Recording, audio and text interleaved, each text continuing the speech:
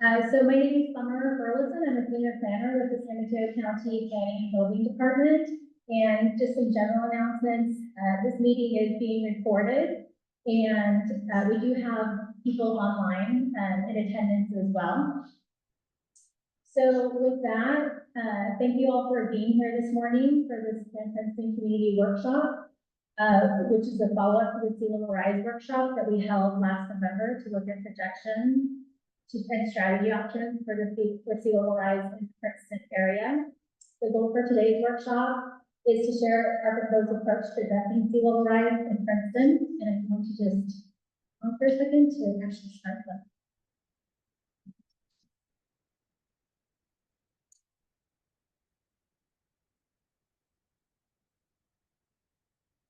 Angela, is that good?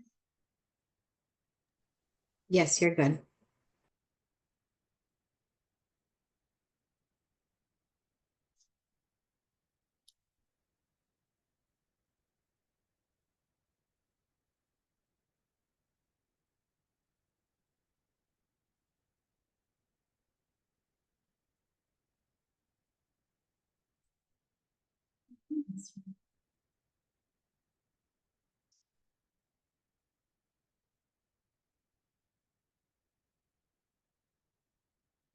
Okay, so thanks. Our agenda for today will start with a brief introduction to Plan Princeton, and then a recap of the preferred land use plan and of the sea level rise projections and challenges that are facing the Princeton community. Then we'll share the proposed response to sea level rise with the establishment of a new sea level rise overlay zoning district. We'll review the planned overlay zones and how they will function. And then we'll take a short break, and when we reconvene, we'll look at the proposed development standards for the new sea level rise zoning overlay. And we have a small group activity where you'll have the opportunity to discuss what's been presented and share your thoughts with others. And then we'll present the concept of the transfer of development rights program that Plan Princeton policy could set as a future action item for properties within the sea level rise overlay zone. And then we'll dedicate remaining time for questions. So we're going to go ahead and dive in.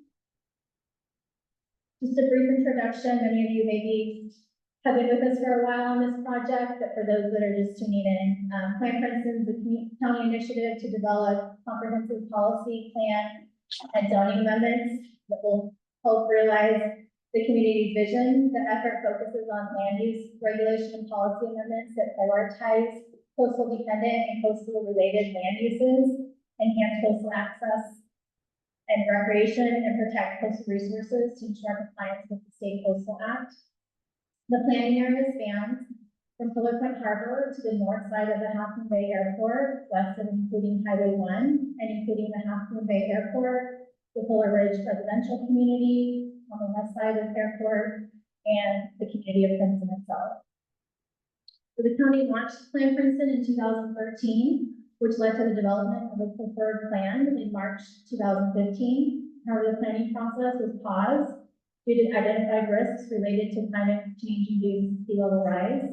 And this halt provided an opportunity for us to gain understanding of state guidance on sea level rise, conduct research on the impacts of sea level rise on the community of Princeton, and to explore options to mitigate potential effects of rising waters in this area. Now, in November of last year, we held a community workshop that many of you may have attended, and that was to facilitate the game of floods. And that event aimed to help participants understand the potential impacts of sea level rise on Princeton and to explore various adaptation strategies. Now, turning for a moment to land use under the preferred plan. The two dominant zoning designations we will see here in the heart of Princeton are the continuance of the coastside commercial recreation, or CCR. This is the red areas, shaded areas here. The CCR focuses on commercial land uses to meet the service and recreational needs of visitors, boat users, and coastside residents.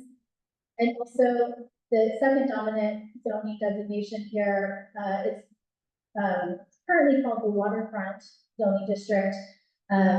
Plan Princeton would look to rename this to Marine Industrial, and that's the N3 district that you see here in the tan shading.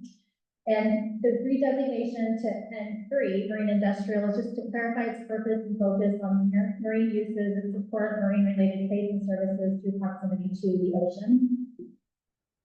Otherwise, the plan would maintain current land use designations, except where updates are appropriate to achieve orderly land use patterns. That's along, for example, the block area, and rezoning that to RNCZ, which is an open space zoning designation, to conserve priorities, conservation priorities, and to align with the Coastal Act priorities. The plan would continue to support small-scale development for the area. The coastside commercial recreation district would continue to apply between Broadway and Columbia, and then would be extended to the west side of Princeton between Vassar and West Point.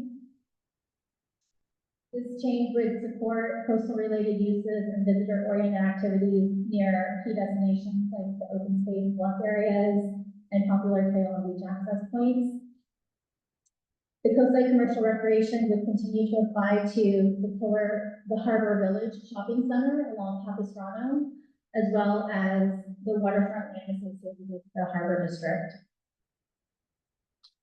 The central block along Princeton Avenue between Columbia and Vassar, that's shown as N3, would be maintained as a marine industrial to correspond with existing boat access points and ensure future coastal dependent uses could easily access the water. This area, this mid-center block, also aligns with the 100-foot extended runway centerline buffer identified in the Half Moon Bay Airport Land Use Compatibility Plan, and that's this pink shaded. The pink shaded area, or the pink outline area here. This is where people-intensive uses must be lower than typically allowed for the coastside commercial recreation zoning district to achieve compliance with airport land use restrictions from the Half Moon Bay Airport being just to the north. A majority of the proposed land uses for the CCR and the N3 zoning districts would align with priority land uses of the Coastal Act and the local coastal program, which is essential for the Coastal Commission's consideration for the certification of our plan. However, there will be some non-dependent, non-coastal dependent, and non-coastal related land uses that would also be mixed in. Marine related trades and services would be allowed in both zoning districts as a priority land use under the Coastal Act. Marine related recreation zoning districts, and opportunities for aquaculture and mineral extraction would continue to be allowed. Low to moderate impact manufacturing and storage would primarily be limited to the N3 Marine Industrial zoning district. And motor vehicle related trades and services, parking lots, recycling facilities would continue to be allowed.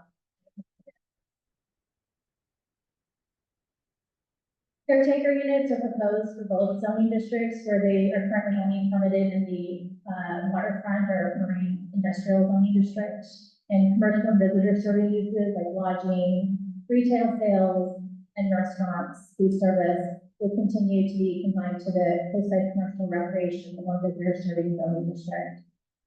And then opportunities for neighborhood and cultural facilities and parks will continue to be allowed as well.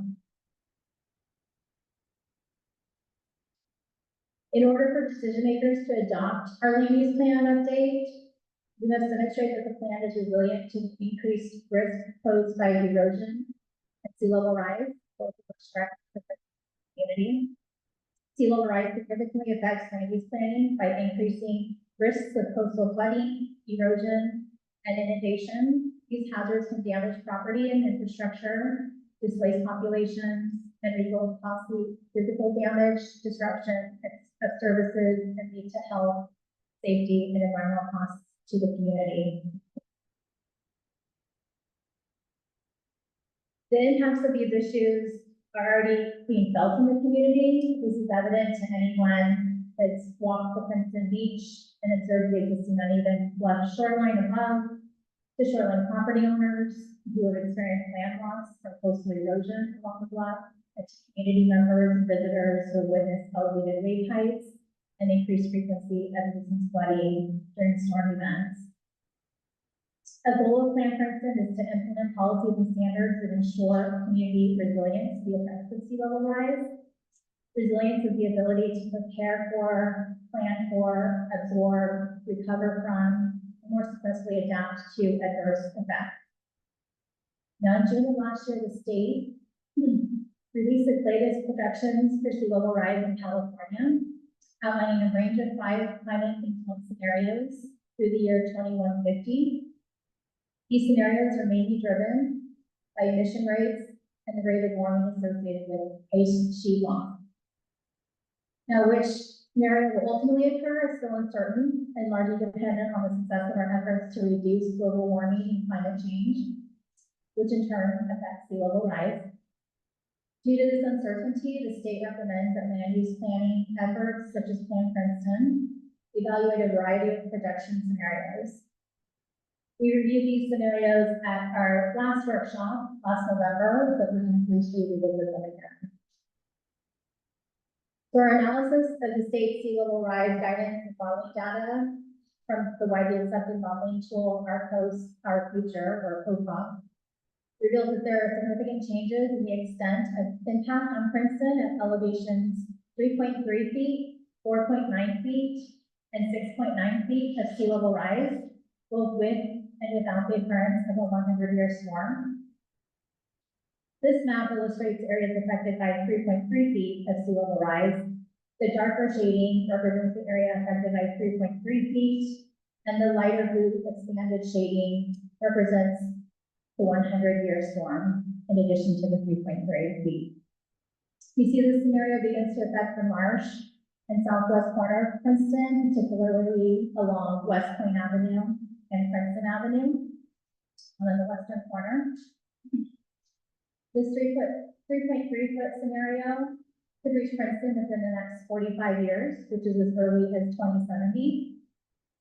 And this could be within the lifespan of the new commercial building in the area.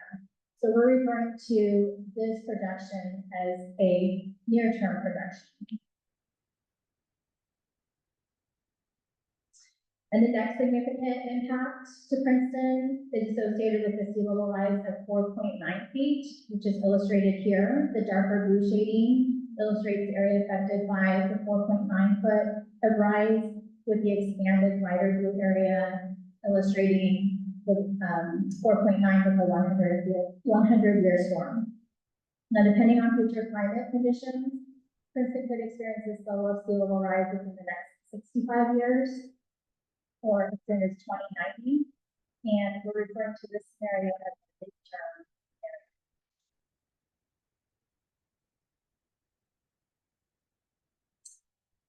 scenario. And finally, what we're considering a long-term projection is shown here. This is 6.6 feet of sea level rise. Again, the darker blue shading being 6.6 foot, and the lighter blue shading, expanded shaded area being 6'6" with a 100-year storm. This is projected to be realized within the next 75 years, as soon as the next 75 years. And so we're referring to this as the long-term projection for the Princeton area. The global and regional sea level rise trends show that sea level rise is accelerating, but only time is going to tell how accurate the projections of today are that we're looking at. With ongoing efforts to curb global warming and climate change be successful, that kind of depends on us, hopefully, but no one really knows for certain what the future holds. The only certain fact about sea level rise really is that it's uncertain. So now many of you are aware of the Harbor District's efforts to pursue a federally funded project with the U.S. Army Corps of Engineers to mitigate ongoing erosion of the Princeton Beach caused by the outer breakwaters. And this project would mitigate erosion of the Princeton Beach and is expected to consider sea level rise. And we look forward to those positive effects and benefits of their project on the beach, and hopefully that would help to slow sea level rise impacts to the Princeton community.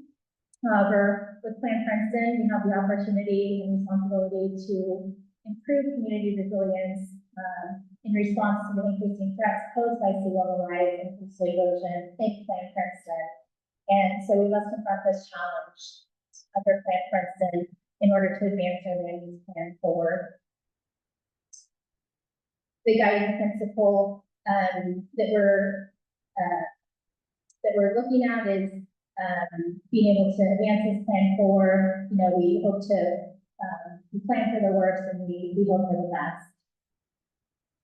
Now, the most effective way to prepare for resilience against sea level rise is through adaptation planning and the creation of adaptation pathways that can provide the community the ability to respond to the effects of sea level rise progressively by implementing threshold-based measures that can enhance resilience and the uncertainties of climate change and sea level rise. Under this theme of adaptation planning for sea level rise, the county approach to sea level rise for Plan Princeton is the establishment of a sea level rise overlay district. The sea level rise overlay district boundary would encompass the area identified in OCOG's hazard map under the long-term projection that we just looked at of 6.6 feet of sea level rise with a 100-year storm. This would be a fixed boundary line, which will only be amended by the Board of Supervisors. So this is would be the outer blue, light blue boundary, which is our long-term projection for the area. There's still properties underneath there that looks like it might get covered on this corner. Within this, right. Right, so, the outer boundary of this sea level rise zoning district would be the light blue, and everything within it, the other shades that will, I'll speak to here in a minute, are going to be zones within, risk zones within that outer boundary limit. So we'll talk about how those would work.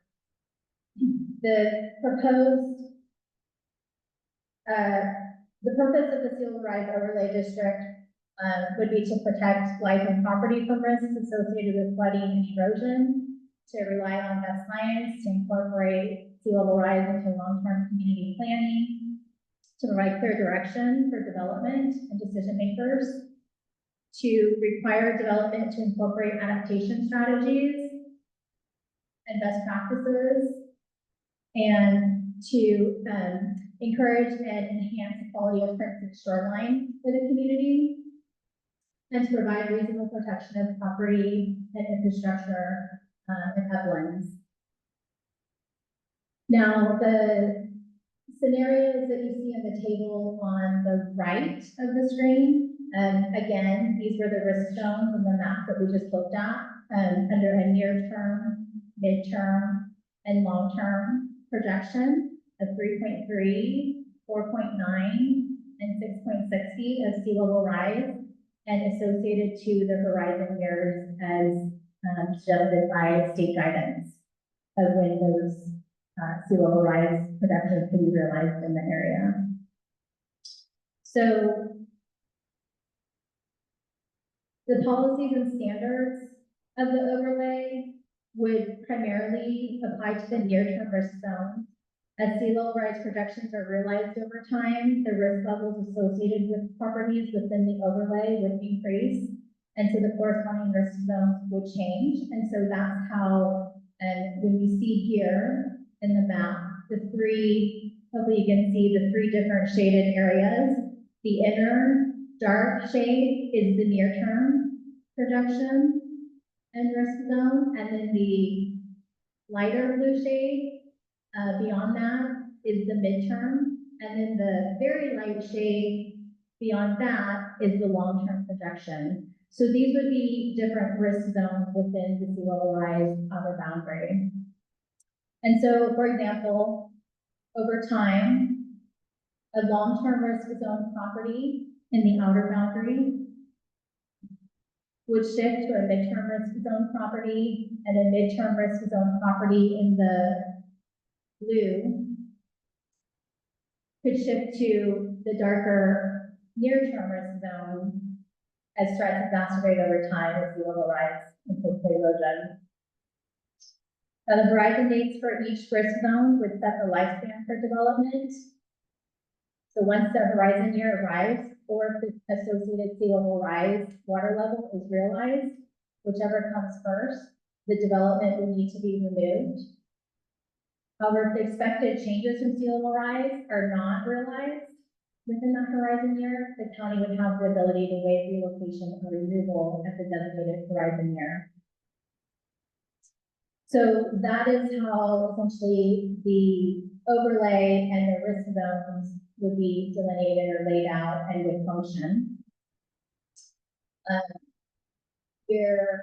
Before we dive into the proposed standards that would be specific for development within these risk zones, we wanted to take a quick little break because I know we're throwing a lot of information out. So we wanted to take a quick little pause break, maybe 5 minutes, and we'll come back, and what we're going to do is we're going to look at the specific development standards for a property that will be developing within the risk zone area. Some pressure to the back. Yeah, there's some waters in the back, and there's some cookies we can send out, and things.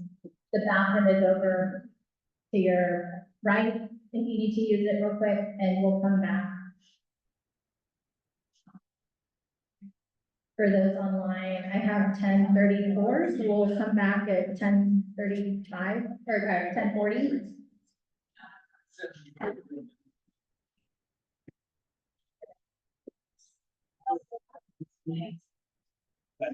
Yeah, sure.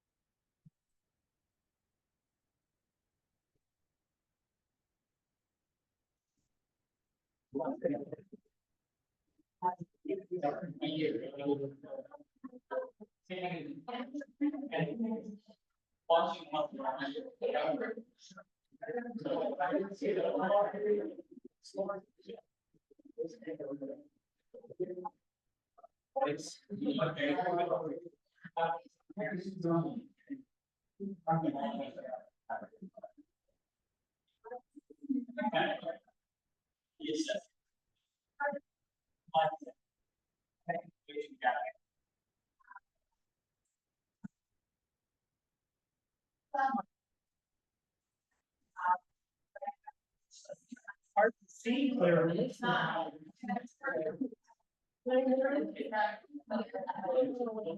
do it like this with 14. Yeah. You know, so the lady are not together on the way, she.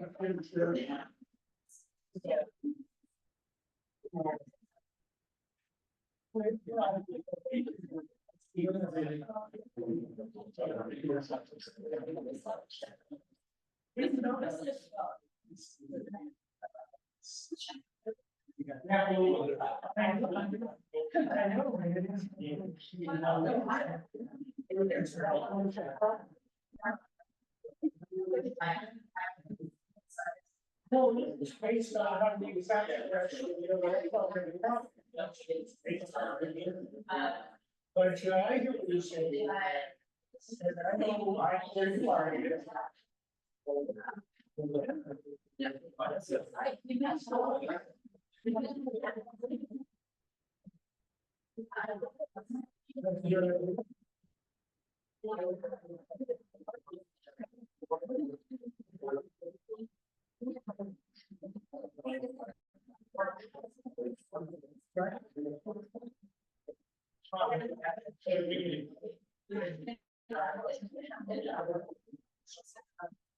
Yeah, she did say that.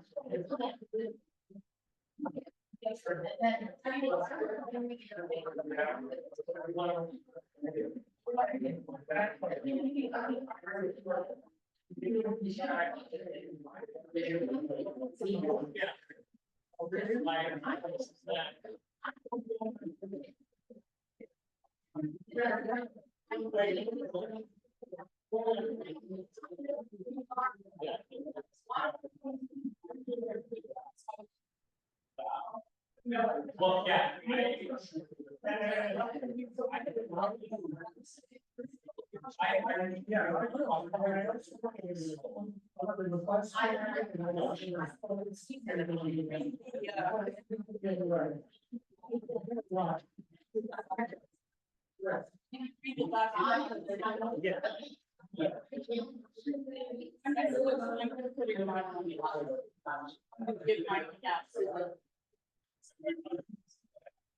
The one slide.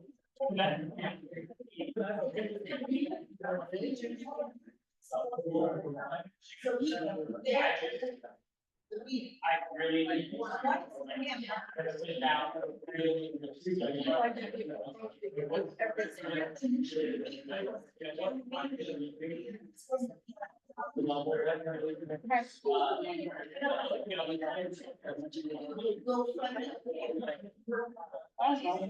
We'll see what they go.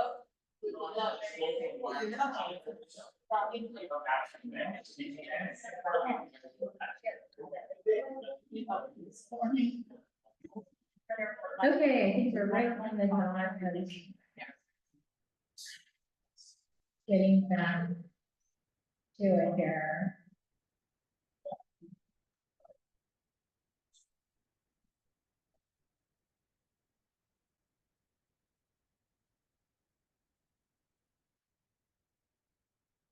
So, okay, we'll go ahead and continue on here. So, before the break, we reviewed how the boundary and risk zones of the sea level rise district would function and work.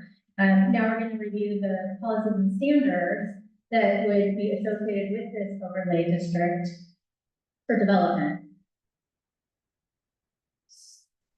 So, in the overlay district, land use and density would follow the standards of the underlying zone unless the sea level rise regulations were more restrictive, and in that case, the sea level rise requirements would apply.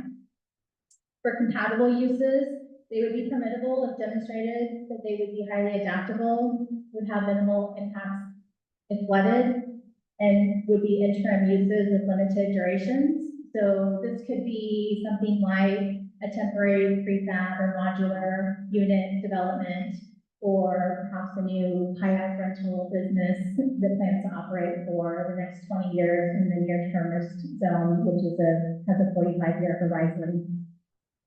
The storage of hazardous materials would continue to be prohibited in the area.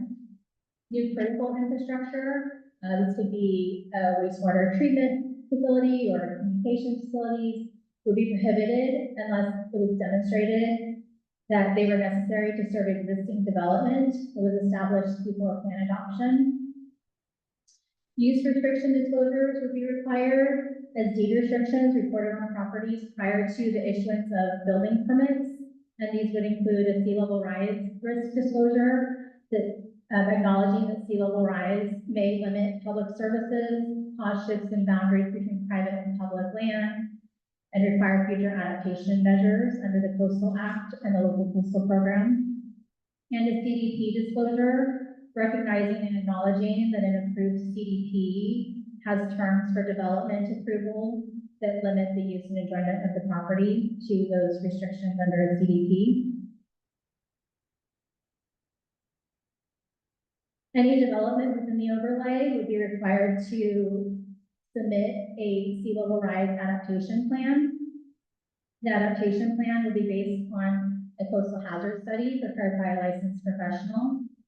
The study would analyze the impacts of sea level rise within the development's intended risk zone horizon year, and would need to consider historic, current, and projected erosion rates, as well as wave runoff and storm surge under both current and anticipated future sea level rise conditions.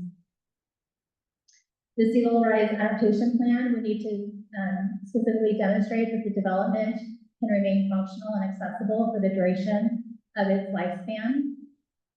It would need to incorporate adaptation measures to maintain function and access as water rises. It would need to identify alternative design strategies that could be incrementally, that would allow incremental or complete removal or relocation of the development once sea level rise is realized. We need to include a plan for dismantling or relocating structures if they're facing increased risks from sea level rise or coastal erosion. And it would need to demonstrate that the proposed development would not have adverse impacts on sand supply in the area or contribute to coastal erosion. And the overlay district would include provisions of structures or uses that are identified as safety or health hazards due to flooding or erosion would not be allowed to continue. Safety or health hazards could include conditions where erosion is seen within a specified distance to either the structure or its foundation. When average monthly high tides reach within 3 feet of the occupied finished floor elevation for a structure, or the risk zone horizon year is reached, whichever comes actually sooner. Prohibition of occupancy as determined by the building official would require removal of location, structure, or determinations made by the director of planning and building that based on evidence, there's an imminent health or safety hazard or risk. Now, the overlay would establish what's called a sea level rise base flood elevation. And this would be the lowest minimum finished floor elevation for a structure, which would be base flood elevation plus 3 feet. And this would need to be certified by a licensed professional engineer or surveyor prior to building occupancy for the structure. And occupancy would not be permitted in areas below this established sea level rise base flood elevation. However, ancillary uses such as parking or storage could still be allowed. And in terms of measuring building height, we've got a sea level rise base flood lowest floor elevation.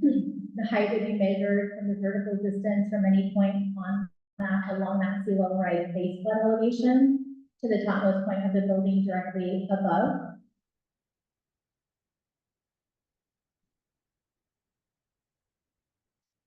Critical equipment would be required to be designed to withstand flooding from future storms and sea level rise. Equipment such as standby generators or other essential electrical or mechanical devices would need to be elevated above the sea level rise base flood elevation. New or replaced utilities would have to be designed to minimize or eliminate infiltration of floodwaters into those systems and prevent discharges from these systems. For existing development in the area, improvements or additions to existing development, including changes of use that would increase or extend the useful life beyond the property's risk zone horizon year, would be prohibited. And some other provisions of the sea level rise overlay district would be to encourage and support water quality monitoring and prioritization of relocating wells upland and outside of the overlay zone, to require real estate disclosures, specifying the risks associated with properties in the overlay zone or in the overlay district, and disclosures of any site-specific analyses that have been conducted related to sea level rise for the property. Provisions would include requiring property owners to waive any claims or damages of liability against the county for permitting development in the overlay, subject to the overlay district standards. And property owners would be required to enter into an agreement for participation and a fair share cost towards any future area-wide shoreline infrastructure or public access plans that would be sponsored by a public agency for the Princeton shoreline.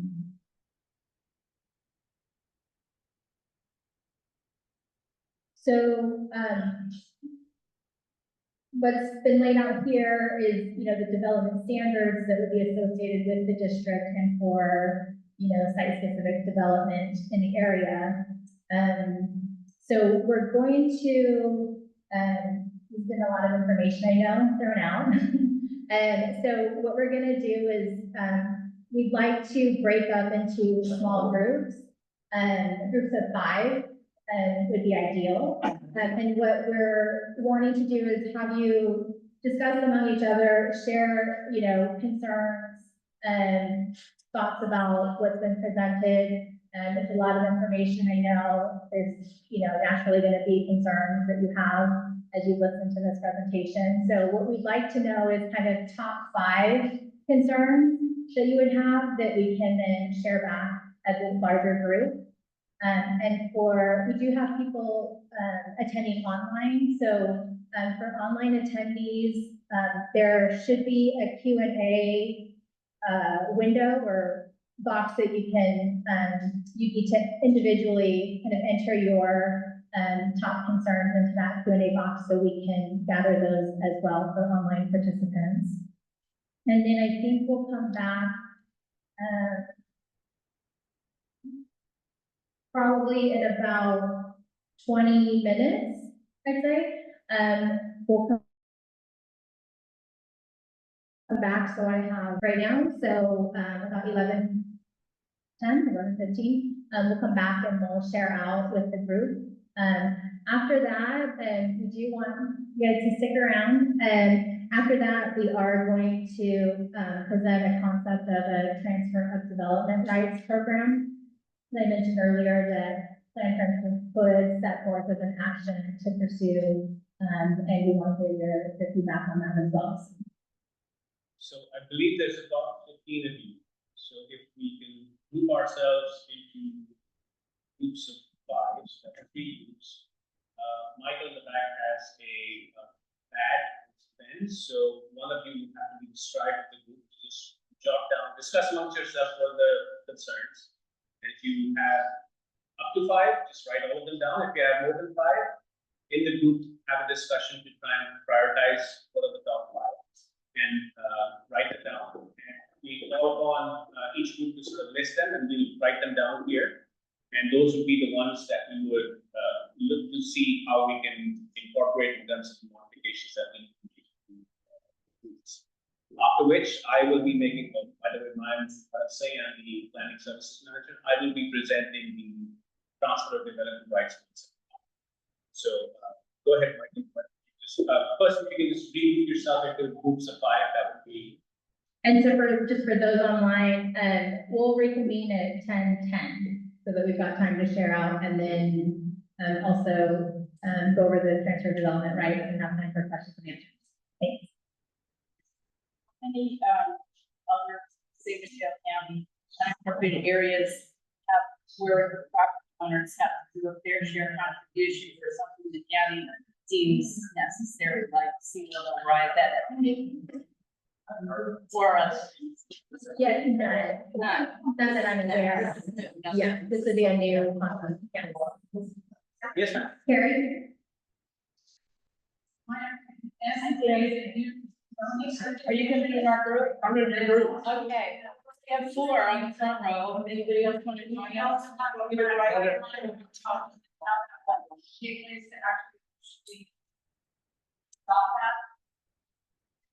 Adopt the,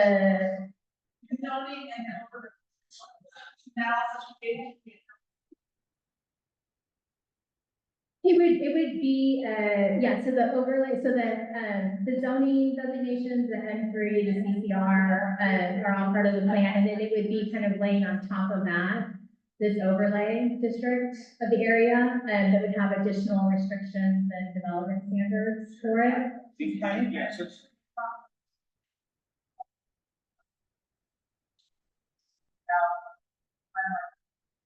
So. Oh, right. So the M3 and the CCR are part of the plan Princeton, which haven't been adopted yet.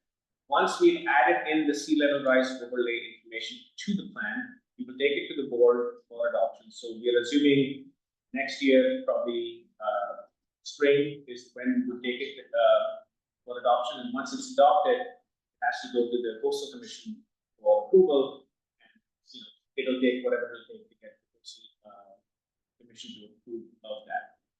And so with this feedback today, we're hoping to use your feedback to try to refine our approach to sea level rise, and then be able to share out a draft plan in early 2026 before we go through the adoption.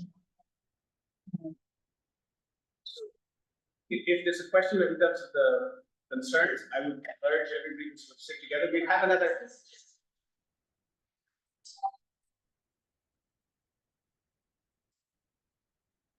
Okay, sure, I think that's fine.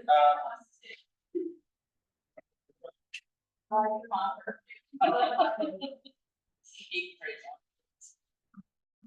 right, so if the group wants to make the statements, that's fine. Well, the intent of the group was to just basically have a coalition over certain main concerns. But I open it to the group yet, right? So if you think it makes sense, then what is your first concern? I can start writing it down. I noticed on that. Can I? Go ahead.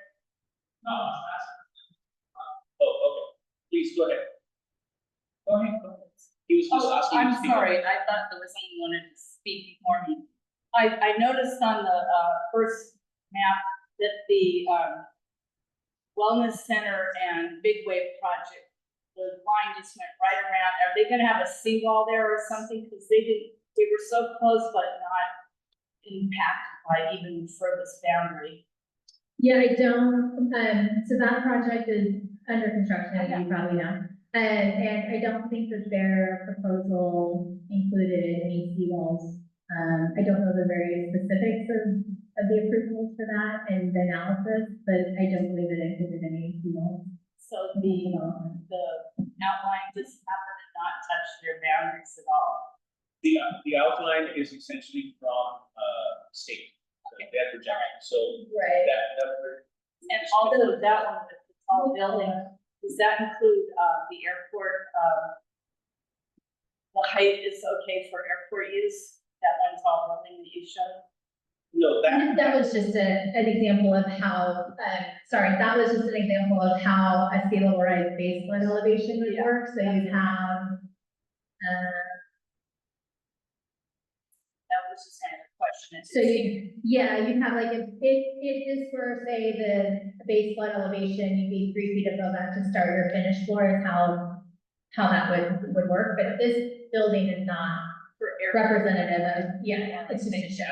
In general, What we that looks allow like. heights in that system. To not get to the point where it's impeding, like that, but there is a requirement of density in that area to be low. So that's what would be governing how much you can build in that area, that 100 feet wide swath. Not necessarily the heights, it's the density. So, concerns, Restricted development. And so, so the way that we are projecting, talking about that right now is if you are in the immediate risk zone near term, certain types of development will be restricted. So anything that has a lifespan beyond the horizon year wouldn't allow that. But if was within the horizon, the commercial establishment, average lifespan is 25 to 30 years. That's within the horizon. Go ahead and do that, but the conditions would be it should be built in a certain way that it is essentially adaptable to the rising waters. But eventually, when you get to a point where water level is basically touching your knees, then that use will cease to exist. And that's what we were saying is that the allowed use will cease to exist should the waters reach that height that is designated for that area, or the horizon year, whatever horizon year that has, 2070 to near term. At that point, say, 2070 is the first one. So as we get closer to 2070, should the data show that we are not going to reach that in any time soon, the county will then extend the ability to use that building for that particular use till where the projection is. That will happen in the future. But at this point, we want the community to understand that at 2070, whatever uses that are allowed will cease to exist should the water get to that height. So through what agency would it just be the county in general? Would it be the ones that would extend that? It would be the, yes, Yes. it would be the planning department, because we are the ones that issue the use permits. So the other thing, just, maintaining property value. So property values is something that we will get into the next section. These are about the development standards for now. So the concept of TDR is about property values, and we talk about that. What we're trying to focus on right now is concerns are the development standards that is. So we'll talk about that now. So, Yeah, I also just real quick wanna, for online, attendees, if you want to raise your hand, I think Angela, you could just let us know. I think if that's okay, if you see any hands raised that would like to speak online as well, just so we can share and include them. Thanks. on our question that residential development, your favorite unit, say, buying out, development, are proposing changes to that now? The changes would be that what would be proposed is that it could, it wouldn't be just limited to the industrial area, but there likely would still be some proportion. I think right now it's 35% of the developed lots in the waterfront zoning district, is how many caretaker units you could have. And there could still be some sort of ratio, limitation on development versus how many caretaker units, but that it could, extend either into, the industrial or the much more operation. Hi, can I jump in with some questions from the Q&A now? Take it right after, we'll let Carrie finish up, and yeah, thanks, Angela. Sounds good. Thank you.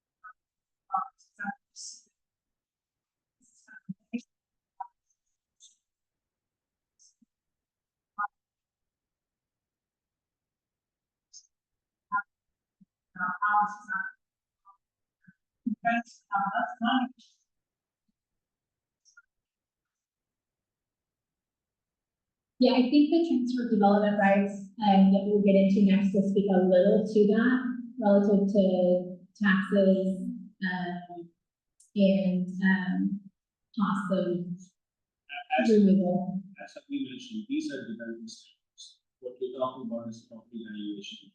That is a separate entity that, as someone mentioned, will be part of establishing that process after this has been approved. What of concern to you in terms of the caretaking is, going forward, if you are in this area, caretaker units average lifespans beyond 65 years. So that will not be allowed to move forward. Because we don't want to have a residential unit be built and be in the water when we know it's going to be in the water.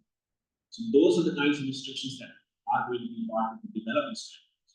And you would have to, should there be a need for something like that, you would have to evaluate it very carefully before we would have an exception.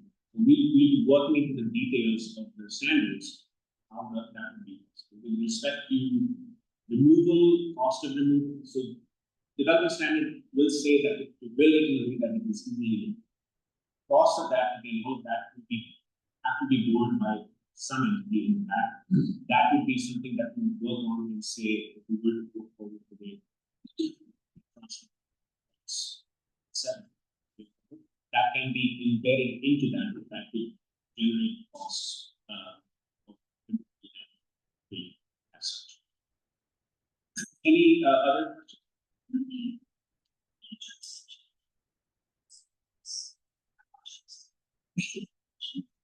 No, Sea level rise overlay, you mean? so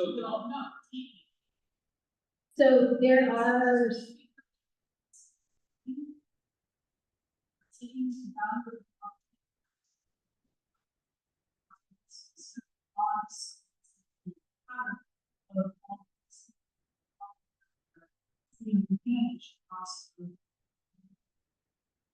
So South San Francisco has a sea level rise, overlay district that they've adopted, as well as, I think Burlingame, the city of Burlingame has one, a sea level rise overlay district as well, that's been adopted. I'm sorry?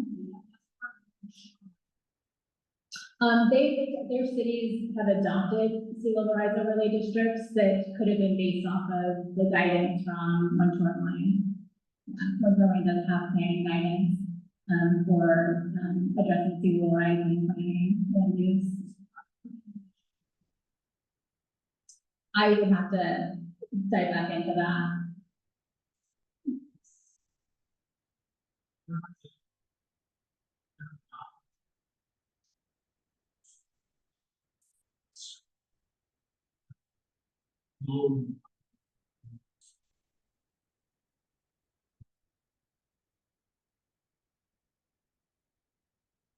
So the aspect of takings or who's going to pay for that and making the property owners whole is can be part of the transport development. That's the whole purpose of transport development rights. Is whatever your value is, the improvements that you can do on your property can be transferred to another parcel where the landowner who allows for that transfer gets compensated for. So that is a concept that we will talk about after this section. And that is something that we want to see in the community if it's something that you think can work for you. We will incorporate it into a recommendation through this plan, and then that will then lead to working on that plan so that it is in place before any of this really becomes eventuality. This number one is I'm seeing second. Number one is number two, in my opinion, the property values diminished to not 30 years, now 100 decreases more. Now what did you say to me? When I just, those were statements, I mean, a couple of them, it was. So to begin with, Princeton holders together initiate process. Well, in my opinion, value how accurate you are for this business code on character reviews have been built on retail stores have been built. Specifically, meetings, few information, shared interest. I look at Princeton and specifically, we have 3 laws. Changing the restatement and messaging process information. We give information, and 3, which is pretty much the same. It's a 3-block street, in my opinion, and also selfish. I have been but I feel based on online retail, retail open here, hardware store closed, nothing is really open, that no therapy. I think something to be considered is looking at moving the middle block, central block. I would think litigation as outside regulation. Issues.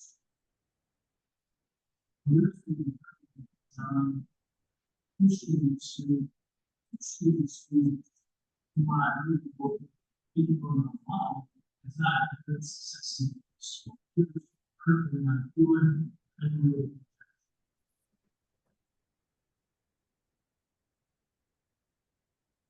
also recently is the initiative that the county is acquiring 5. So again, the neighborhood is shrinking. I'm worried about security. Something else, in other meetings the county talks about, something called affordable housing. Someone will sometimes say, caretaker communities will look at something based on your growth. I don't know how many caretaker communities will go in the last 12 years, but this would be less than 2. You need affordable housing. Many houses, caretaker communities, something so we won't have to fight odd hours.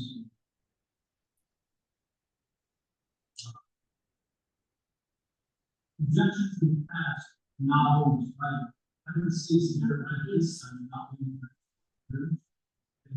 C-level lives, objections, have been slowly. The consequences of what you're saying to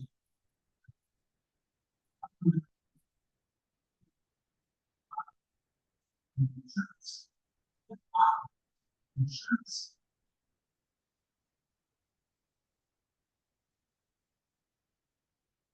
We're kind of seeing disclosure procedures with the start of this.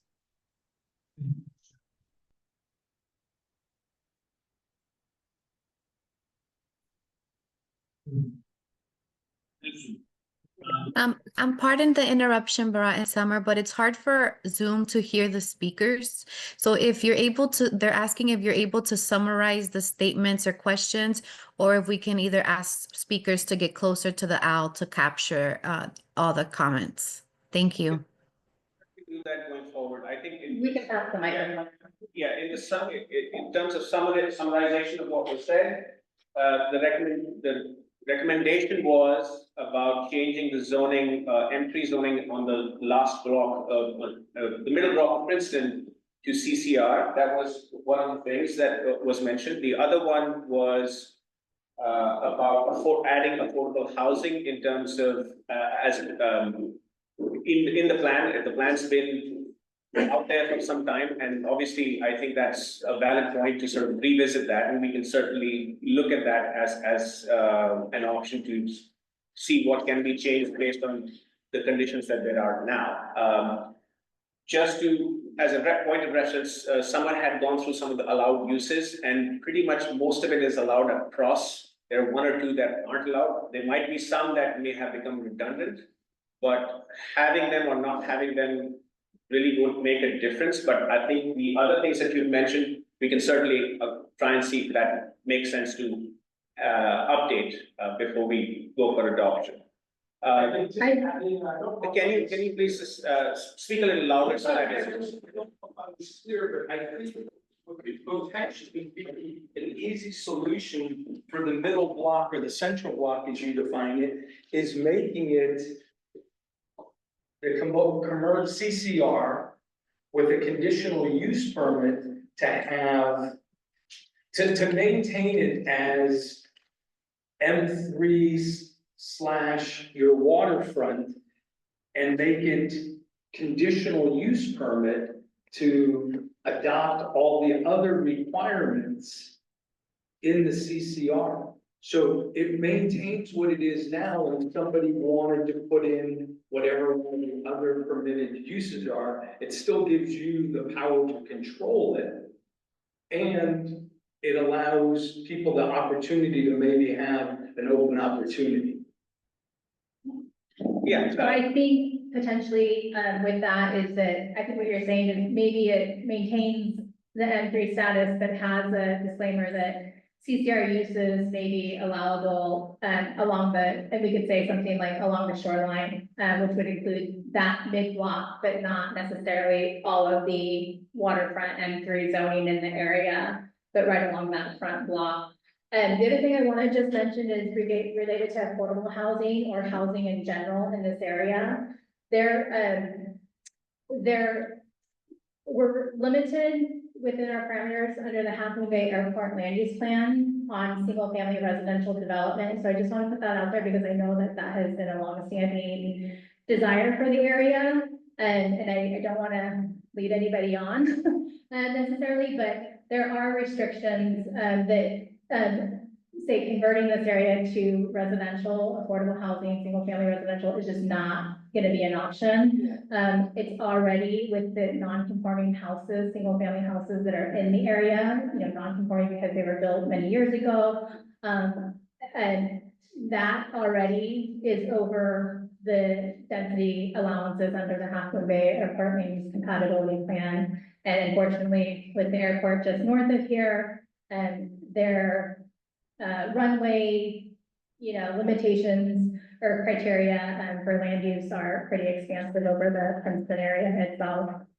If I can add on two things. There are areas in Princeton that are not affected by the airport overlay, number one. So number two, one of the criteria of the airport federal use is number of occupants. So I was careful to use my wording of many houses or caretaker, whatever micro, you call it micro housing. So if it was affordable housing that conformed with the airport overlay. So say, for example, it was a micro residence that was below 700 square feet, and the occupancy was less than 2 or 3, that would conform with the federal aviation residential requirements. Well, yeah, we could talk about that a little, you know, further offline, just so we get to other questions. But the runway centerline zone is the zone that we saw in an earlier map, kind of running straight through, is the area that would have the limitation of no more than 3 people per site. Everything outside of that would not have that limitation anymore under the plan, and which is currently more restrictive in the zoning, because that would be lifted.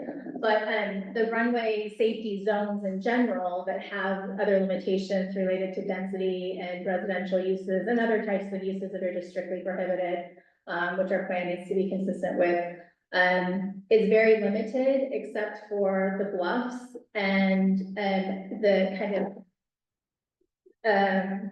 point of soonest inundation of sea level rise. as well. So you've got kind of those factors to contend with when we're looking at, you know, is there any areas that residential could be an option? But we could, you know, certainly look at that and see if anything is left, once we kind of apply all the restrictions and parameters that we have to be in compliance with other requirements and state guidances. You keep going out. I think I Can we go? want to take, someone, Angela, are you guys still hanging in there? Yes, so the question we have here is how much has sea level risen in the past 20 years? So that's a good question. I don't know if I can say that offhand. There's no good monitor in the Princeton area. The nearest tide gauge is the San Francisco tide gauge. I think there is one in Princeton, but it's been unmonitored for some years. So I'd have to go back and look at the records on that tide gauge. Thank you. Next question is from Carrie Tate, and it says, please explain more about prevention measures that will or will not work within specific areas, building various interior seawall. Thank you.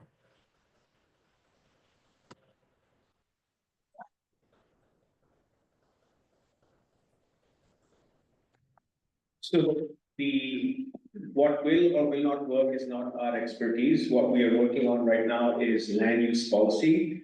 The interventions that can happen or should happen is not the purview of this document. What the document recommends is that something should be done based on the appropriate need. So unfortunately, we won't be able to answer that specific question. That might be at a later date when there is an actual engineering exercise that needs to be done. As you may be aware that the Army Corps of Engineers, with the help of, with the efforts of the Harbor District, is looking into some interventions. So when that study is completed, there might be some recommendations of what is most appropriate in this area. Don't you think you need to know the historic, like the question, how much has it risen in the last 20 years? Because maybe you're planning for something that's not realistic. Again, Right after the meeting, and I can show you something that will make you think twice about all of the analysis done right there. And I also, sorry, you were on the cap 111, right? I think before you finalize any of that, you need to finish the cap 111 study because it's going to have ramifications. Getting to Ron's point, the moment we can make this what's called common knowledge. Stephen Finger, all right? Once you make it common knowledge, and everybody operates on that as if it's de facto reality, which means that you can value something with the property, et cetera, et cetera.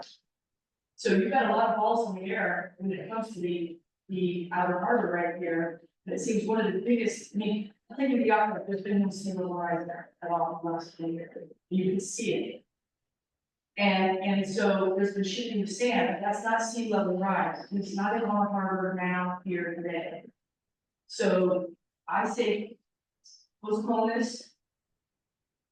At the very least, we need another meeting that's at night. And then maybe a room that has better sound. I mean, I know that it was packed last week for the planning commission planning meeting for the Junction Park.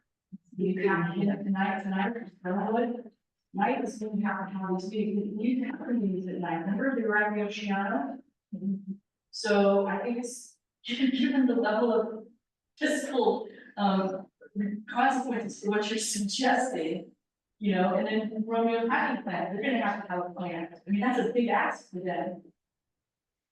So I think we need to pedal back just a little bit, talk about it a little bit more, and wait for capital level to actually do some data. what, can you elaborate, you said cap 111? No, it's the Army Corps study. Oh. To see, $50 million that, Okay. year. So definitely, once the idea here is, again, in terms of plan for the worst, hope for the best. Should the Harbor District's effort indicate something different, we will account for that. I think the other way around. And that's, Yeah. Yeah, no, what you're doing, you still don't understand that basic property values, and how they're managed in terms of perceived value. And when you come out with this as common knowledge, the whole public knows this, everybody agrees that this is what's happening, and people will make decisions based on that. well, ma'am, the data that we are showing you is already public. It's not something that we, Tell us how many feet the harbor has risen in the last 20 years. I think that's a pretty important number. If somebody who's a stand paddle instructor and kayak guide, you know the harbor really well and in it all of the time. what we are showing you over here is already public knowledge. It's available outside. What you are saying that the sea level hasn't risen, we can certainly go down there and, look at that. But what we're talking about is the future. Whatever is happening right now, we don't know how it's going to change in the future. We are not experts. We are relying on experts. However, if the community thinks that this is an issue that they want to have more time on, we are more than happy to, give that time and move things forward. So if we take a vote right now, we don't want to wait for the Army Corps study for the outer harbor. Who wants to wait for the outer harbor Army Corps study before decisions are made on our common values? It is 100%. So that's fine in terms of, the community overall wants to pause and wait on that, that's fine.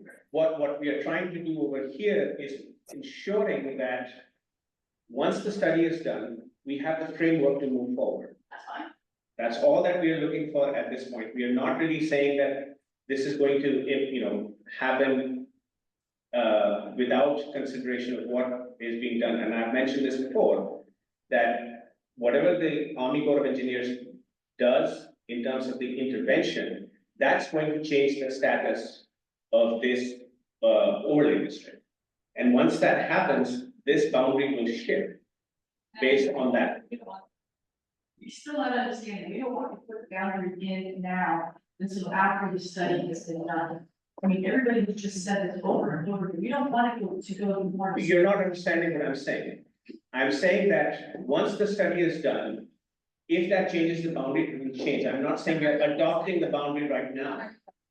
When the Army Corps study is done, if the community wants to delay till the Army Corps study is done, that's fine. Once that study is done, if it changes the boundary, we'll change the boundary, but the framework that we are putting in now will be available for you to see how it changes. Yes. That's what I'm saying. This will not go to supervisor. If the community doesn't want that, then that, so be it. But essentially what we want to do is that we want to make sure we have our ducks in a row to move things forward. So, Can I make one? I just want to make sure that there's no other person in the. Sure, okay. So, anybody next, Angela? Yes, we still have a few questions in the chat here. And Claire from BC wanted to mention to the question on sea level rise that it has risen about 8 inches in the region over the past 100 years. And I'll move on to the next question from another anonymous attendee. Does the current science assume the future sea level rise will be consistent or rise/recede? Well, again, we are not the experts. We are relying on data that's available by the state. What it's projecting is there is a essential range of when this will happen. So the consistency in the near future may be more definitive, but as we go beyond that, we don't know if it's going to recede or accelerate. We are not aware of that. What we can do is, again, plan for what information we have right now, and that is what we are doing at this point. This is state data that's available to us, and it would behoove us to essentially make sure that whatever information is available, we are planning for that. So if there is speculation, it is just speculation. It could be even worse. And if we're not prepared, you'll be worse off on that. So what we are trying to do is trying to be prepared for the future. If the future is that it is below what is projected, great, we have a plan for that. If it's faster than that, we'll be fine. We have a plan for that. We know what to do. So that is the essence of this, plan out here, is to make sure whatever the scenario is in the future, we have a plan for that so that we know what to do and we're not caught off guard. Any other question? Yes, two more. Why is a yacht club in blue and the rest in gray? And this is in reference to the visual. The yacht club in blue and the rest in gray? This is not one, right? Yeah. Yeah, so the reason why the rest is in gray and the yacht club is in blue is essentially, this map is essentially trying to show where the sea level rise will impact. So there's obviously sea level rise where you might be inundated, but there's also sea level rise where your property may not be inundated, or maybe partially inundated, but has full access. So if you look at the yacht club, the road over there you have full access here. The sea level rise is basically at the edge here. So that's what it's reflecting in that overlay that you were just seeing. Next question. Has there been any consideration for adopting new building code to retrofit the eligible structures or rebuild, let's say, on stilts where it makes sense to do so? Again, the standards that we're recommending saying that if there is extensive remodeling, they would have to follow the new standards as we have shown in the presentation. So yes, anything that would have to be extensively remodeled would have to consider these new development standards, which means the option of raising the property above 3 feet above the base flood level. So that would be included. But in terms of taking whatever is existing and increasing that, that can be done by the property owner should they perceive that that is something that they need to do without any extensive updates to their actual existing building. All right, gentlemen, you, sir. Sorry. I don't expect strict answers. About a year ago, you had at in front of the yacht club, the planning department had a sign up saying improvements were going to happen there. What has ever happened? You said the planning department had it or the public works? Public I think works. that might have been Public Works. I'm not so. Talking about the Vassar Street. The vast, yeah. Okay, so there wasn't a plan to put full stairs there about. If you go to the Indigenous Community Council's website, please catch me in this city way, you can also contact me. But they had a plan for a full set of ramp stairs that went down. But due to, I don't know what, they ended up having Public Works come by and just dig a kind of trench to be each. Sorry. It was Public Works using the I saw it from the. Still, it wasn't a plan, it was 45. Unfortunately, public works will be the right folks to ask about that. We wouldn't know. Yes. I'll take the microphone so people can hear me. The biggest question and concern I have, even though I don't live in Princeton, I live in Moss Beach. And two things. I think the county is trying to transfer some of their issues onto the property owners, because it said here on the overlay, property owner agreement for participation and fair share contribution towards any future area-wide shoreline infrastructure and access plans sponsored by a public agency for the Princeton shoreline. And I live in Seal Cove, and they're trying to do the same thing to us, even though they've been giving out building permits like candy. Now they're trying to put all the problems on the property owners, even though they've already collected the mitigation fees and everything. So I'm hoping, because of so many people already own property in Princeton, that they're not gonna do the same thing to you guys. We haven't had our fight yet. But when we drove down here today, we came in through the back way that comes past the Princeton landing. And there's so many RVs. I noticed a lot more RVs. And if you guys don't know this, I'm sure you probably do since you live here. San Francisco passed a new ordinance saying they only allow RVs to park for 2 hours minimum. So I'm sure San Mateo County will start to get more and more flooding of these people that don't want to pay to park, and they just park wherever they randomly can and live in the bushes or along the public right of ways. So I'm hoping that if, instead of affordable housing, maybe in the near term, I'm not talking 2070, I'm talking this year or in the future, that they start with a parking program, safe parking program for some of these people that are, they're basically unhoused, even though they have an RV as shelter. So that's what I'd like to say. Thank you. Thank you.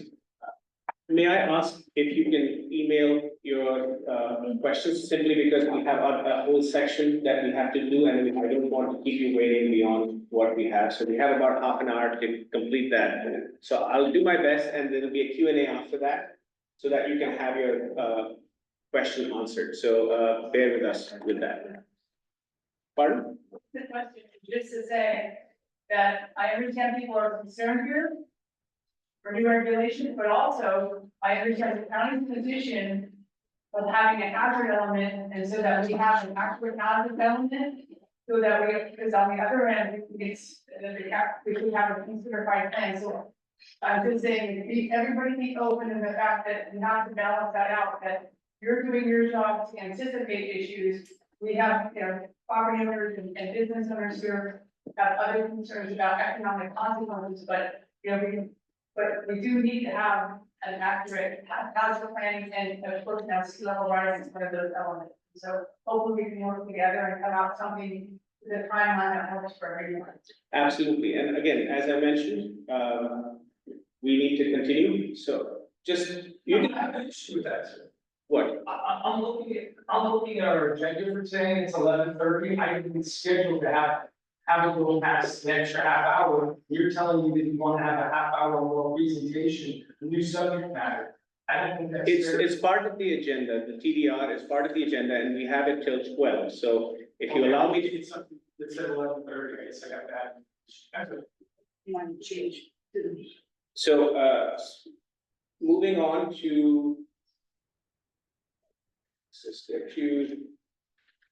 And this is something that we addresses some of the concerns that we have in terms of property value. So I really want to get through this so that you understand what this is all about. So transfer of development rights, essentially what transfer of development rights or TDR, which could be part of the recommendation of this plan, can allow for property owners to sell development rights on their properties from the areas that are identified within that overlay zone to areas that are can receive those development rights. So there's an opportunity there to recoup some of the economic losses that might be happening because of sea level rise.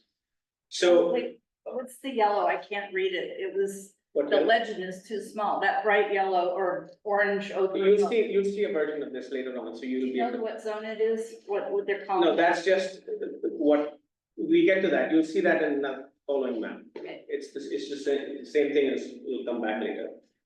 So typical purpose of a transfer of development right program is essentially about these three things.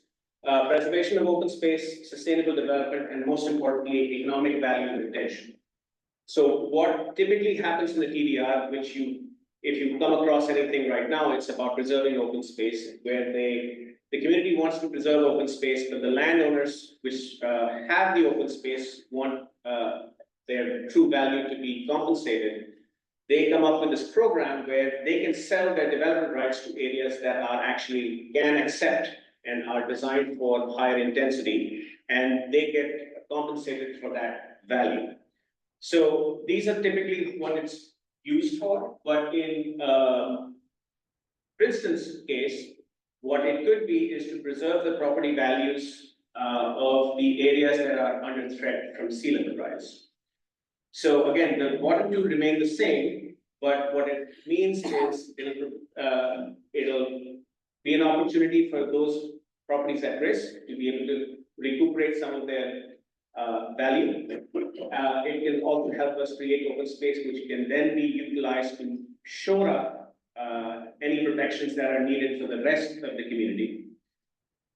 So typically in a TDR program, there are these four sections that are needed to be put into place. One is to identify the sending and receiving areas, and the map that we're seeing is about sending areas and receiving areas, and I'll get back to that in a few later slide. The other thing is identifying what is your property's development capacity and what can you sell, should you want to sell your rights, the development rights. Then third is the transaction mechanism. How are you going to actually exchange the rights from the sending areas and receiving areas? And then lastly, how is that administered so that there is a good record keeping and there is actual recordation in terms of where, what has been sold, what has been received, and what are the Transfers. yeah, what are the transfers, and all of that is recorded in a way that is accounted for. So I'm just going to go through four of these components briefly. So sending areas essentially essentially the areas where the development rights are under threat or need to be moved. In Princeton's case, it's all the areas that you saw in the overlay district, the sea level rise overlay district. So all the way up to 6.5 feet, the light blue line that you had seen earlier on. Those would be the parcels that are within there. That would be the sending areas. As I mentioned, there will be 6.5 feet plus 100-year storm. All the parcels that will be impacted by that would be the sending areas. And again, the community goals from that perspective is essentially what everybody has been concerned about is their property values and can they recoup their property values that are under threat from sea level rise. Then you have the receiving areas. These are the areas that will receive those development rights. They are designated locations in a typical TDR program. So we would then identify the areas that would be the receiving areas, and then the property owners in that location can then buy up the development rights from the people that are in the sending area in order to build more than what they are generally allowed. The other aspect of it is infrastructure capacity. Does the receiving area actually have the infrastructure to receive all those development rights? And in this case, because you are in the same utility district, the overall capacity is not changing. You're just moving the development from point A to point B. Again, it allows for sustainable growth. Again, here, the areas that would, the sending areas that do participate can be opened up for interventions that can be done to reduce the risk of sea level rise. Therefore, the receiving areas can be protected, further protected from those challenges. So the credits that I mentioned is what we have looked at in this area is what we proposed in the Plan Princeton document in terms of what's the maximum development capacity for every parcel. That would be the credit that could be sold from the sending areas to the receiving areas. And the valuation of the right, so that would be however we set up the TDR program, how is it valued? In some places, there is a market setup where the developers can choose to buy, and you work on a market value. The other way could be setting up a mechanism to create those valuations so that people are aware of what the value is, and then can choose to sell on that valuation. Isn't that big lot an agricultural lot? Yes, that is. I'll come to that. Okay. So the next item is transaction mechanism. So how do you go about doing this? So there are several ways to doing that. I'm just putting up some examples here. You could actually have a transfer development right commission, which basically determines how that transaction is going to happen. They will do the valuation, approve the valuation, and then do the transfer rights. The other one is establishing a marketplace for this transaction. One good example of a marketplace is in Tahoe. The Tahoe Regional Agency actually has a marketplace in place that has been relatively successful in preserving lands and transferring development rights into areas where they want development to happen. So that would be a good example to look at. And then lastly is establishing a bank. So basically a transfer of development right bank where an entity would be set up to essentially purchase those development rights, and then a developer could purchase at a later date, buy that from the bank, where then the bank would further, if say the valuation changes, the bank can then further compensate the people putting their development rights into the bank. These are some of the ways, and I think if this is something that the community wants to establish, a transfer development right program, we will work towards trying to figure out what's the best fit as part of, as the next steps of the plan.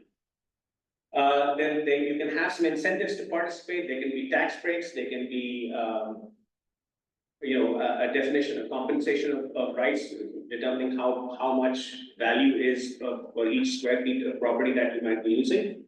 And then giving some extra density bonuses for developers on the other end of it, receiving end of it, to basically build more than what they are allowed. And then lastly is government oversight. This is merely about record keeping, to making sure that everything is happening is fair, in accordance to the underlying zoning laws and rules that are put in place.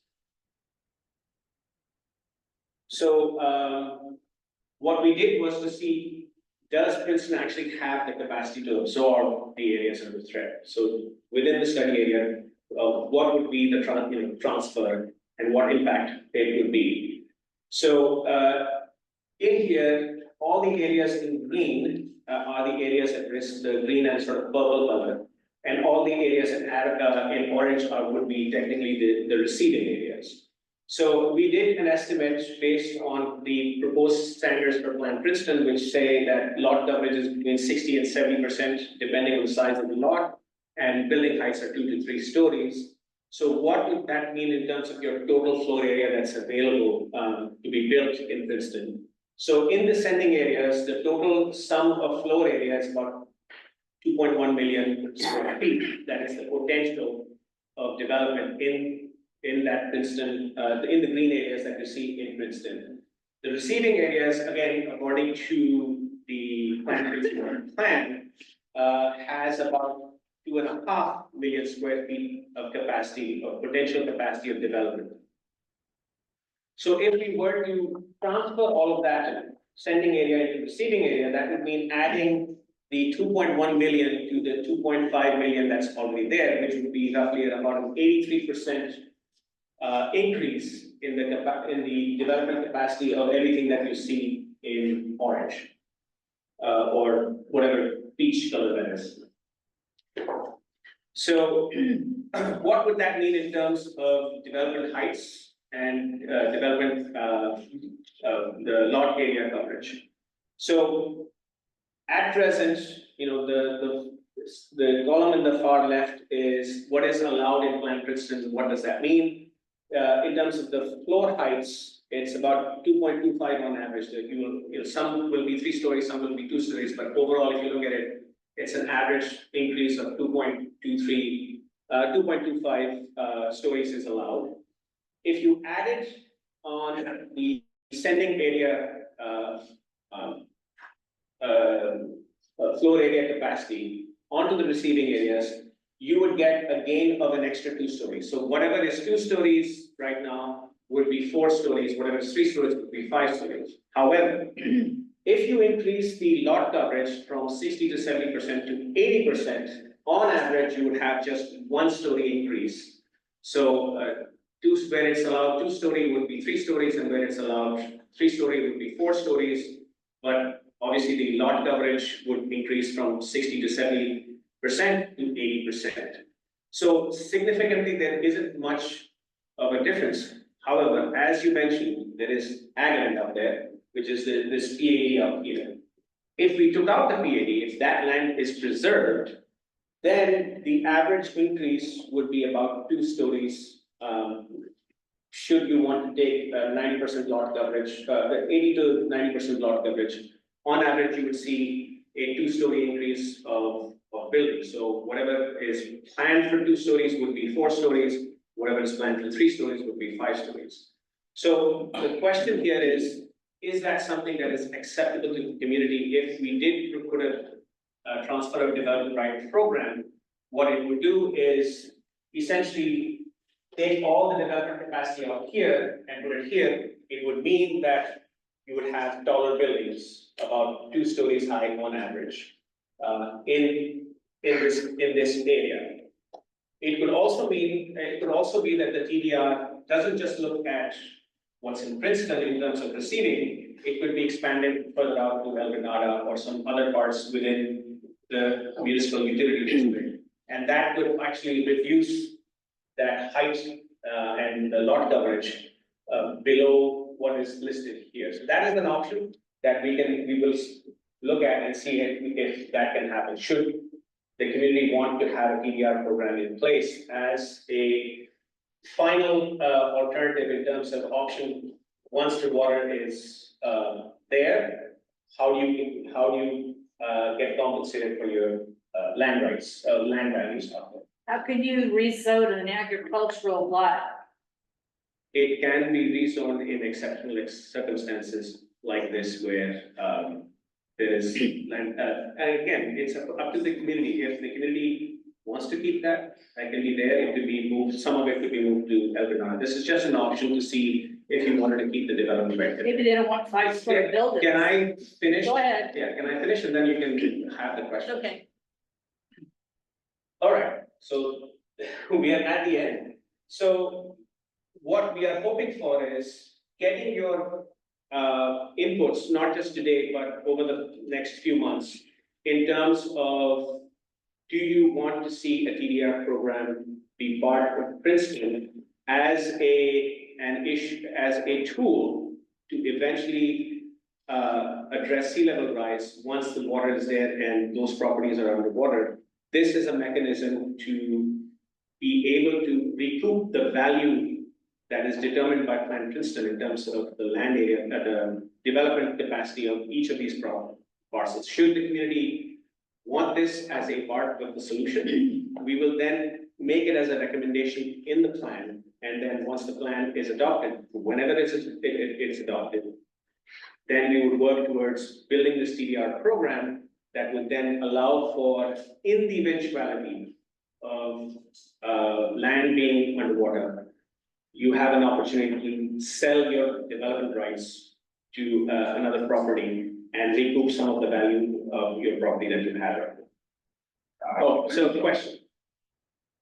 Go ahead. So this, maybe I got the wrong agenda, just looked at my email that I received. The time was to 11:30. I have none of this regarding TDR on there, so it has me to vote on this today. I'm not asking you to vote on today, But you asked the recommendation, the comment was, we want that. It appears to be something I think we want to evaluate, but I don't think I can make that decision today. My next question, where can I get a copy of this to review? Where can I get a copy? It is so. PowerPoint. So let me clarify. We are not asking you to vote on this today. This is a concept. We want to introduce it to the community. This is going to be on the website for the project. The presentation, the recording, everything is going to be there. What we want the community to do is take a close look at it, ask us questions about it. We will do our best to answer that. As a tool to sort of make sure that once the water is here, you have an alternative to, recoup the value of that land. Would you be, with the community at large, be open to this idea? Because we would like to put it into the plan as a recommendation so that once it's approved, we have the green light to pursue and put this program into place. Go ahead. With the PAD property that obviously is finer soil and other production portion of it. I mean, isn't that also outside the urban boundary area? So you need an LCP amendment to provide additional services to that parcel. I think, I mean, it is a complicated thing. I understand that if you're doing that in that parcel, there's parcels that you really have to reconcile. Not only that, but also be thinking about the build out numbers in the big coach study. And, I guess ultimately is, really just having to do the math on what to replace, what are the actual replacement numbers that we're looking at, on the plan, because I just know how difficult it is to kind of reconcile the end of the coastal act to preserve agriculture, and then also to hopefully then keep people with, that there are businesses and homes in this other area, and how to hopefully compensate them or keep them in the area, so I can see that it's. Absolutely, you're absolutely right. These are very, big challenges for us, but the idea here was to show you what is possible. We are not saying that this is what we are doing. This is just to show you what is possible. As I mentioned, you could have the receiving area be expanded so that this PAD is not impacted at all. But the question is, was it actually even feasible when we started thinking about it? So it is quite feasible. There are some challenges, obviously, 2-story, 3-story increases in heights is there, but that can be mitigated with expanding the receiving areas to areas outside Princeton, for sure.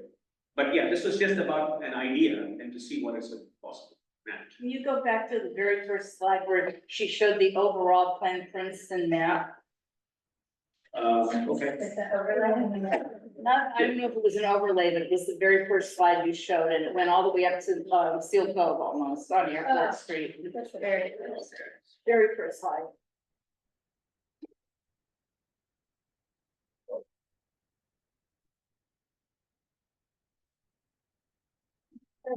Down there, that's also zone PAD, right up at the end there near Los Banos Avenue. Yes. It's a Yes. 20-acre parcel, Yes. and I mean, it should stay PAD, it shouldn't Oh, be absolutely. turned into a tall. Nobody is saying that that's going to change. The whole purpose of that exercise at the end was to just see what is the capacity in this area. I mean, sea level rise is an extreme scenario, which would require some extreme decisions to be made. And we were just trying to show you, if that was a possibility, then that is what the intensity of development would be in Princeton. Again, that is not something that this plan is going to recommend. This is just showing you the possibility of the TDR and what could be done. Thanks. So, I think we are at the end of our presentation. If you have further questions, I'm more than happy to take them on, but I would like to also show you the email addresses where you can email us with your other questions or any other recommendations. So let me just try and get all the way to the end here.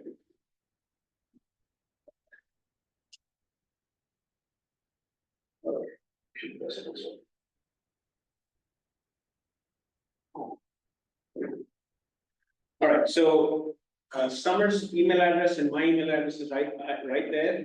I would urge you that if you want to send an email to us, please CC me and Summer together so that we both get the same email, so that we're accounting for all the questions and comments that come in.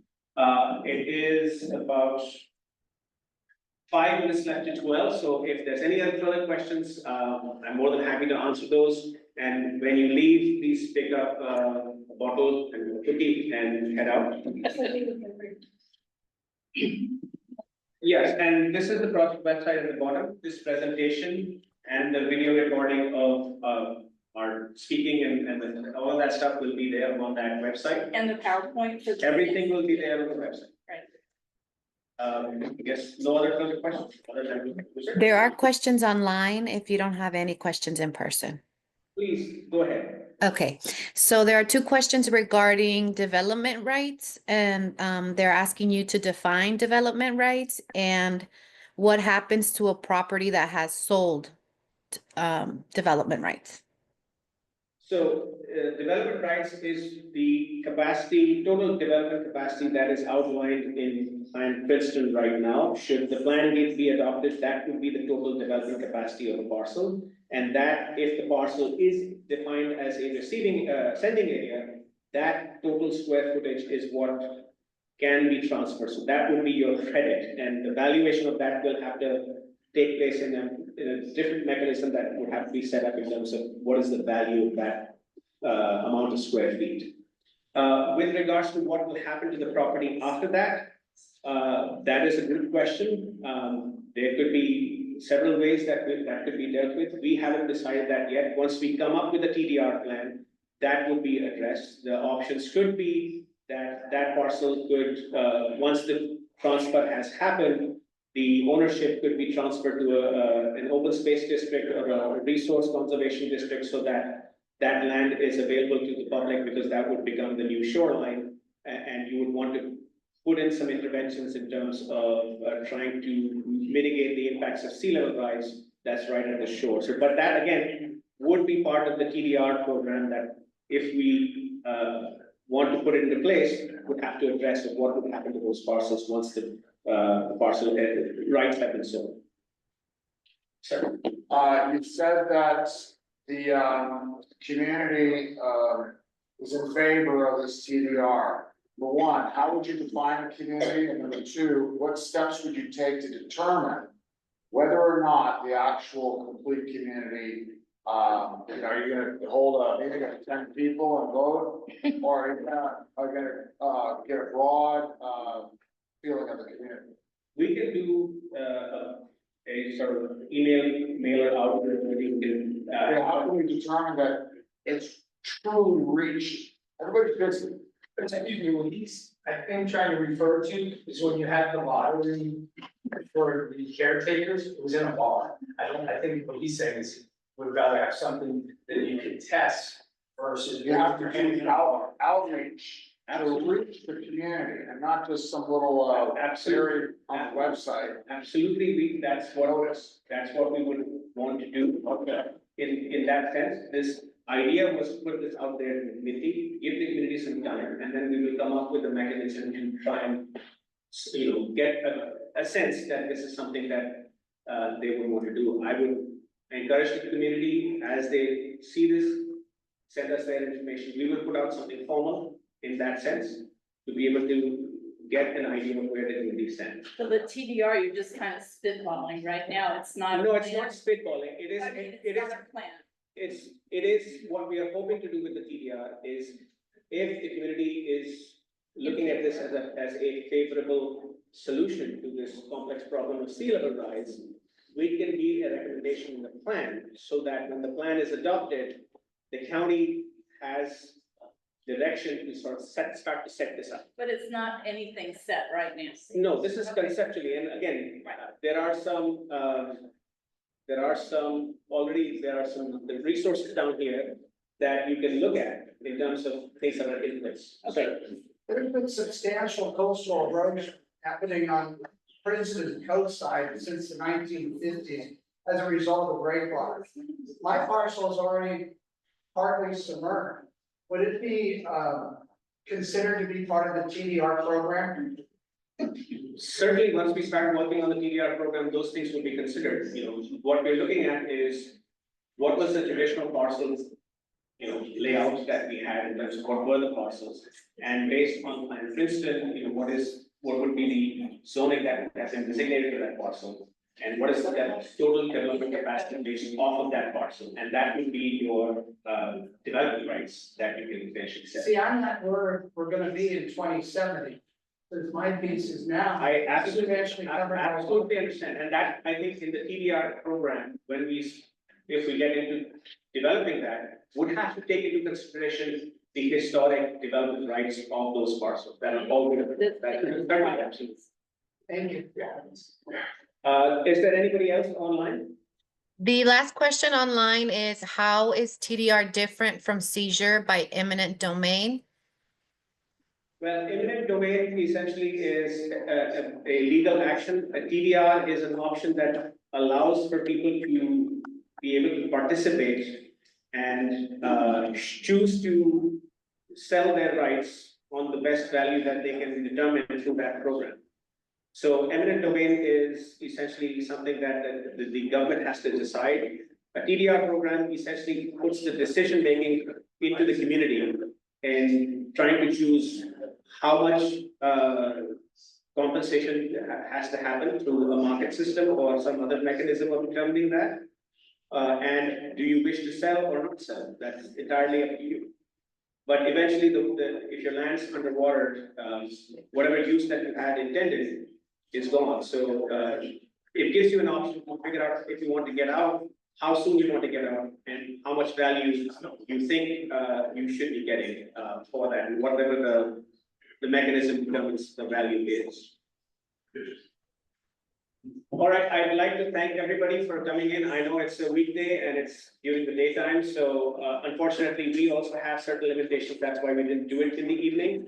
But as I mentioned, we will take in your comments that you've already provided us, as well as seek out some more information from the community over the next month or so.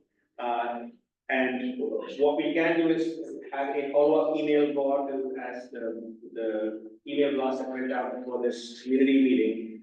We'll do a follow-up on that, saying that, all the information is online. If you need to get in touch with us, how you can get in touch with us. And we will follow up with you in terms of all the inputs that we get as a summary. And if we need to do a follow-up meeting, we then consider that. PCT is the local channel that usually tapes these meetings, but you're doing it on the owl. Are you gonna put it on YouTube like they do? It will be on the website, however, Not on YouTube. I don't know if we do that on YouTube or not, but I don't even know if we have a YouTube channel. They could do it for you. We can figure that out. There's a county YouTube site, so There there is. is, yeah, that all the county, like, planning commission meetings or whatever put on. So we could look at trying to get it on, we don't I know manage it. but we can- PCT often publishes the Board of Supervisors meeting after the fact. But any of the local meetings, I wish they would put that. Yeah. Sorry. They might take it from our YouTube, the county. They probably site. do. Yeah, I don't know how they. but do. yeah, we can look at putting it on our county YouTube site at least. Okay. So once again, thank you all for coming. Thank you.